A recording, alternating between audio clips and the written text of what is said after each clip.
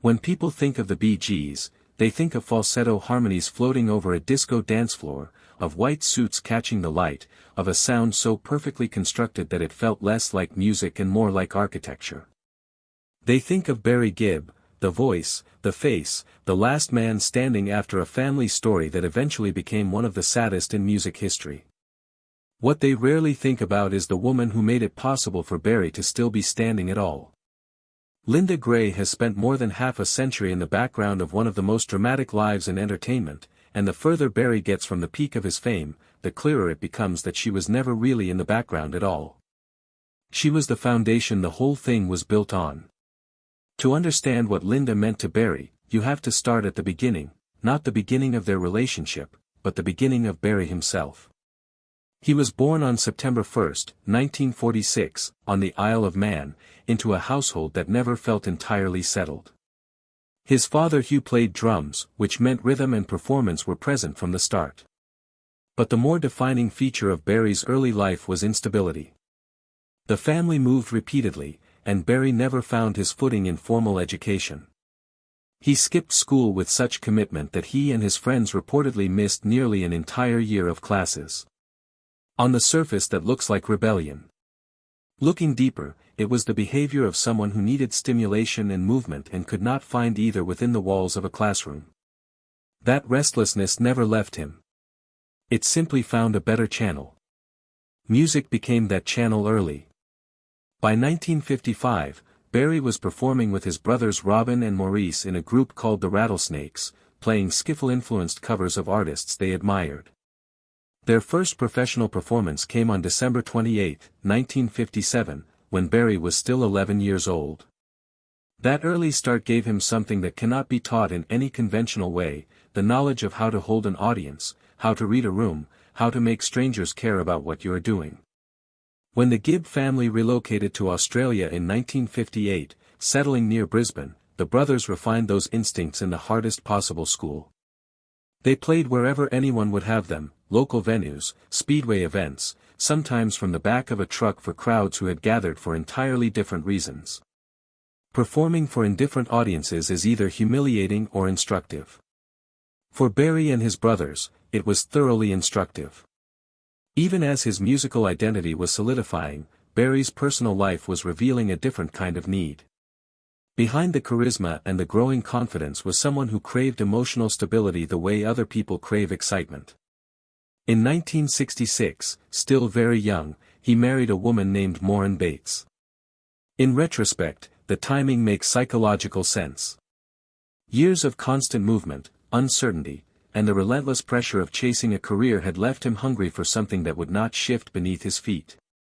Marriage seemed like it might provide that. It did not.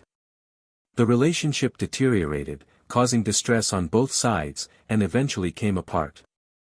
What that first failed attempt at permanence reveals is crucial to understanding everything that came afterward. Barry Gibb was a man of enormous talent and enormous emotional need, and without the right kind of anchor, fame alone was never going to be enough. The year 1967 changed everything and changed it fast. The Bee Gees returned to England carrying demo tapes and an almost defiant belief in their own potential. When music mogul Robert Stigwood heard their material, he signed them, and what followed was one of the more unlikely launches in pop history. Their debut single New York Mining Disaster 1941 carried such an uncanny resemblance in mood and texture to the Beatles that several radio presenters broadcast it believing it might be an unreleased Beatles track. That confusion created a wave of attention that would have taken most acts years to generate organically. Overnight, the Bee Gees went from hopeful arrivals to an act with genuine momentum and genuine mystery. It was on the set of Top of the Pops that same year that Barry first saw Linda Gray. She had been Miss Edinburgh, which meant she already knew how to carry herself in public, how to exist under scrutiny without being diminished by it. She was not a woman dazzled by fame because she already understood what public attention looked and felt like. Barry later described the moment of seeing her across the room as something immediate and inexplicable. Linda remembered him approaching her and asking if she would like to go for tea. There is something deliberately unassuming about that detail, not a grand gesture, not a performance, just two young people in a moment that neither of them fully understood yet. One of the stranger and more charming footnotes to their early courtship is the story of them sharing a private moment inside a Doctor Who TARDIS prop on the television set. It is an image so oddly specific that it feels completely real, two people discovering each other in the middle of a world that was already full of noise and spectacle, finding a quiet corner to exist in together. While the romance was quietly deepening, the professional world Barry inhabited was becoming increasingly difficult to navigate. The Bee Gees were prolific in a way that bordered on compulsive, and Barry himself later admitted that the pace of their output during certain periods was sustained by more than just inspiration. Amphetamines and alcohol, he acknowledged, were part of what kept the engine running during those intensely productive sessions. Songs that sounded effortless to the listener were sometimes being written in states of artificial urgency, by people pushing past exhaustion because the demands on them left no room for rest. That is the reality beneath the polished surface of some of the most beloved pop music ever recorded. By 1969, the pressure had created fractures that could no longer be papered over. Robin left the group to pursue a solo career. Barry's first marriage was simultaneously reaching its end. Success and collapse were happening in parallel, which is perhaps the most disorienting kind of crisis because it denies you the clarity of simple failure. What Barry did next speaks entirely to how certain he already was about Linda.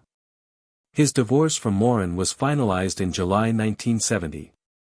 6 weeks later, on his 24th birthday, he married Linda Gray.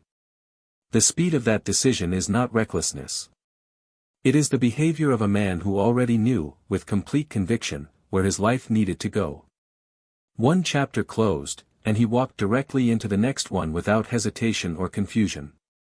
Linda was not a consolation prize after a failed marriage. She was the destination he had been moving toward. After their wedding, Linda made a choice that defined the texture of their entire life together. She had the background, the looks, and the personality to build a public profile of her own. She had already experienced the specific kind of attention that comes from being publicly recognized and admired. She chose none of it. She stepped back from visibility entirely and focused on building a home that could actually sustain a human being through the particular madness of superstardom. Together they raised 5 children, Stephen, Ashley, Travis, Michael, and Alexandra, in an environment that Linda worked hard to keep insulated from the worst of what the music industry could offer. That was not a passive role. It required constant vigilance, firm boundaries, and a willingness to be unpopular when necessary. How necessary that firmness turned out to be became clear as the Bee Gees reached the most staggering commercial peak of their career. Saturday Night Fever did not merely succeed, it rewrote the charts. The soundtrack was reportedly selling close to 1 million copies per week during its height.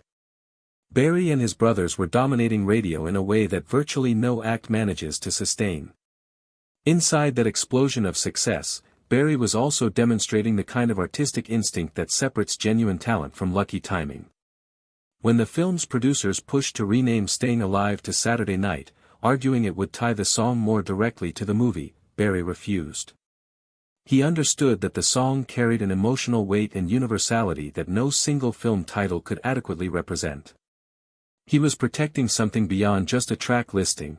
He was protecting the song's ability to mean something to people who had never seen the film and never would. That decision looks obvious now. At the time, it required standing firm against people with considerable power and commercial influence. The fall, when it came, arrived with brutal speed. Disco Demolition Night in 1979 became the public symbol of a cultural mood that had been building for some time, a rejection of the glittering excess that disco represented, and with it, the artists most closely associated with the genre. The Bee Gees had not invented disco and did not cause the backlash against it, but they were prominent enough to absorb much of its force. Radio stations stopped playing their music. The falsetto sound that had seemed irresistible 2 years earlier suddenly felt like a liability. Barry watched John Travolta, the film's other great beneficiary, continue building a Hollywood career while the Bee Gees carried the weight of a cultural moment turning against them. He has spoken in later years about how that silence from Travolta, the absence of any public acknowledgement of what the Bee Gees had contributed to their shared success, left a mark that took a long time to fade. Those years of reduced visibility were when Linda's influence showed itself most clearly. Barry did not retreat into bitterness or self-destruction. He kept working, shifting his energy into writing songs for other artists, Barbra Streisand, Diana Ross, Kenny Rogers, Dolly Parton, and using a skill that no amount of public opinion could diminish. His songwriting remained exceptional regardless of whether his name was currently fashionable, and it kept the family financially secure while the Bee Gees' own star was temporarily dimmed. That pragmatic resilience does not happen in isolation. It happens when someone at home is holding the structure together and refusing to let disappointment become an identity. Grief then arrived in waves, each one heavier than the last. Andy Gibb, the youngest brother and the one Barry felt perhaps the deepest personal connection to, died in 1988 at 30 years old. Cocaine had hollowed out his health over years, and when a viral infection attacked his heart, his body could not withstand it. Barry had been trying to reach him, trying to help, believing there was still time. The cruelty of Andy's death is sharpened by a historical detail that nobody on the night could have known was significant.